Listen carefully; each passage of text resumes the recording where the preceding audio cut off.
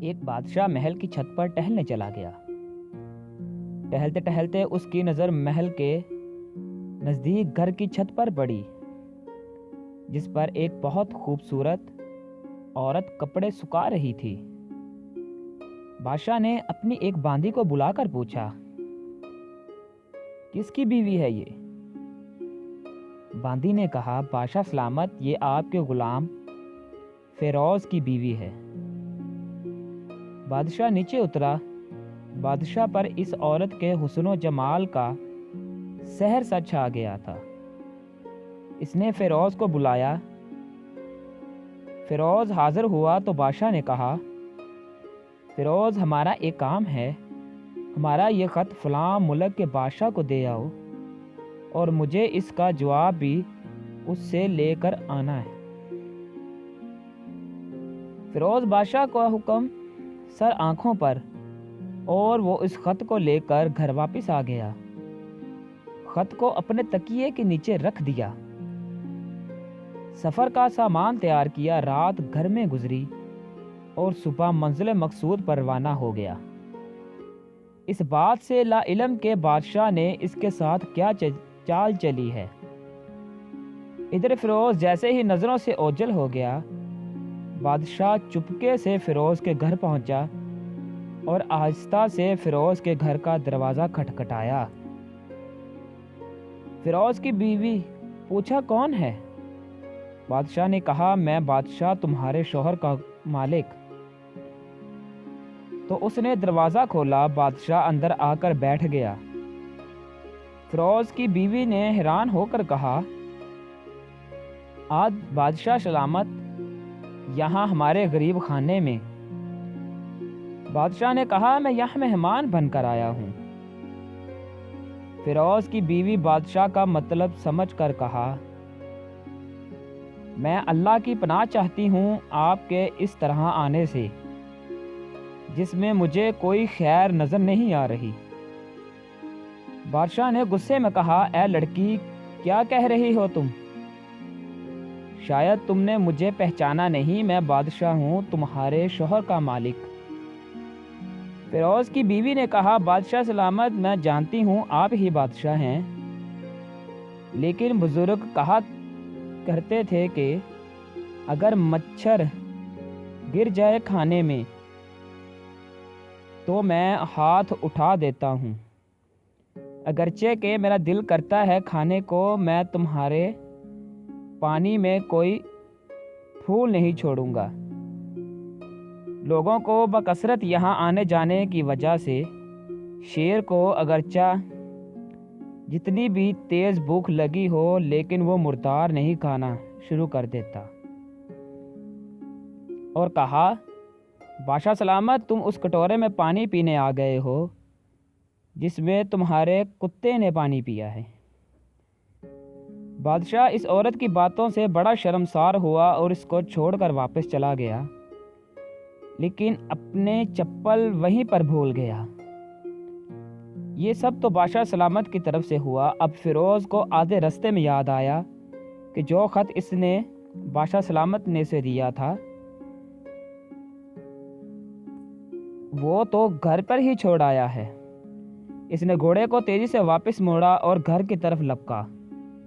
فیروز اپنے گھر پہنچا تو تکیے کے نیچے سے خط نکالتے وقت اس کی نظر پلنگ کے نیچے پڑے بادشاہ کے نعال یعنی چپل پر پڑی۔ وہ جلدی میں بھول گیا تھا۔ فیروز کا سر چکرا کر رہ گیا اور وہ سمجھ گیا کہ بادشاہ نے اس کو سفر پر صرف اس لیے بھیجا تھا کہ وہ اپنا مطلب پورا کر سکے۔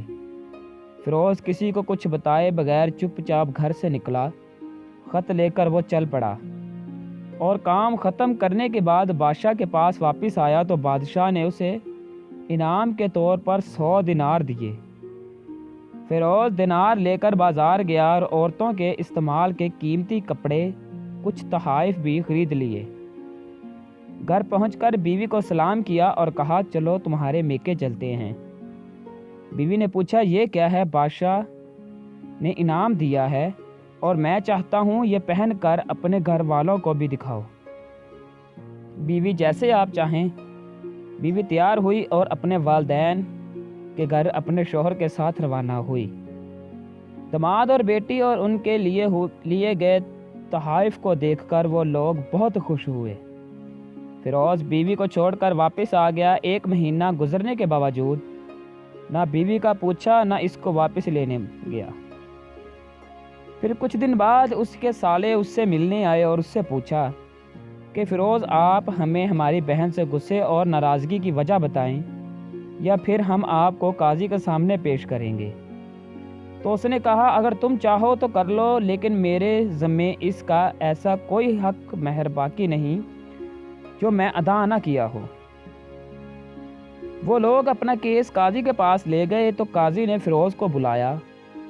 قاضی اس وقت بادشاہ کے پاس بیٹھا تھا۔ لڑکی کے بھائیوں نے کہا بادشاہ سلامت اور قاضی القضاء کو قیام دوام رہیں۔ قاضی صاحب، ہم نے ایک سرسبز باغ درخت پھلوں سے بھرے ہوئے اور ساتھ میں میٹھے پانی کا کنواں اس شخص کے حوالے میں دیا، تو اس شخص نے ہمارا باغ اجاڑ دیا، سارے پھل کھا لیے، درخت کاٹ لیے اور کنویں کو خراب کر کے بند کر دیا۔ قاضی فیروز کی طرف متوجہ ہو کر پوچھا ہاں تو لڑکے تم کیا کہتے ہو اس بارے میں؟ فیروز نے کہا قاضی صاحب، جو باغ مجھے دیا گیا تھا وہ اس سے بہتر حالت میں نے اسے واپس کیا۔ قاضی نے پوچھا کیا اس نے باغ تمہارے ویسے ہی حوالے کیا جیسا پہلے تھا؟ انہوں نے کہا ہاں ویسے ہی حالت میں واپس کیا، لیکن ہم اس سے باغ واپس کرنے کی وجہ پوچھنا چاہتے ہیں۔ قاضی ہاں فیروز، تم کیا کہنا چاہتے ہو اس بارے میں؟ فیروز نے کہا قاضی صاحب، میں باغ کسی بات یا نفرت کی وجہ سے نہیں چھوڑا بلکہ اس لیے چھوڑا ہے۔ ایک دن میں باغ میں آیا تو اس میں نے شیر کے پنجوں کے نشان دیکھے، تو مجھے خوف ہوا کہ شیر مجھے کھا جائے گا، اس لیے شیر کے اکرام کی وجہ سے میں نے باغ میں جانا بند کر دیا۔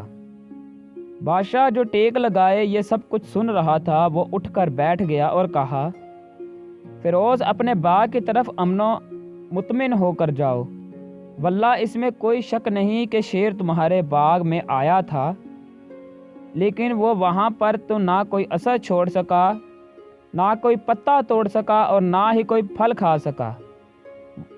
وہ وہاں پر تھوڑی دیر رکا اور مایوس ہو کر لوٹ گیا، اور خدا کی قسم میں نے کبھی تمہارے جیسے باغ کے گرد لگے ہوئے مضبوط دیواریں نہیں دیکھی۔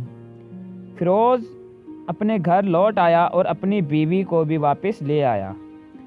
نہ تو قاضی کو پتہ چلا اور نہ ہی کسی اور کو کہ ماجرا کیا تھا۔ کیا خوبصورت اور بہتر ہے کہ اپنے اہل و عیال کے راز چھپایا تاکہ لوگوں کو پتہ نہ چلے، اپنے گھروں کے بید کسی پر ظاہر نہ ہونے دے۔